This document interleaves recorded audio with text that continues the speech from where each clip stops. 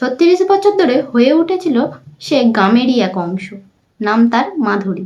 মানুষ যা তাকে ভালোবাসা দিয়েছিল সেই ভালোবাসা থেকে একদিন তাকে ছিনিয়ে নিয়ে যাওয়া হয়।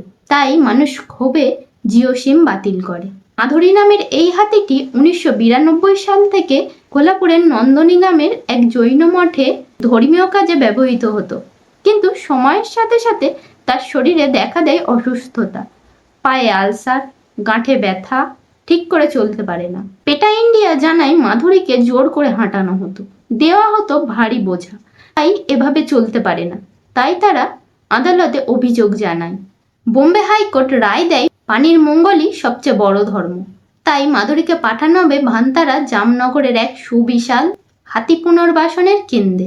এই সিদ্ধান্তে গোটা গ্রাম ক্ষোভে ফেটে পড়ে। প্রায় 7,000 মানুষ আন্দোলনে বেরিয়ে পড়ে। যেহেতু ভান্তারা অনন্ত আম্বানির, তাই তারা জিও সিম ব্যবহার করা বন্ধ করে দেয়। ভান্তারা হলো এশিয়ার এক বৃহৎ প্রাণী কল্যাণ কেন্দ্র, যেখানে হাতিরা পায় সুরক্ষা, চিকিৎসা, মুক্ত বাতাসে বেঁচে থাকার অধিকার। মাধুরীর বিদায়ে গোটা কোলাপুর কেঁদেছে। তবে মাধুরী নতুন জীবনে পা রেখেছে, আর হয়তো সে প্রথমবারের মতো খোলা আকাশের নিচে নিঃশ্বাস নিতে পারবে। এরকম আরো ভিডিও পেতে চ্যানেলটি সাবস্ক্রাইব করে দিও।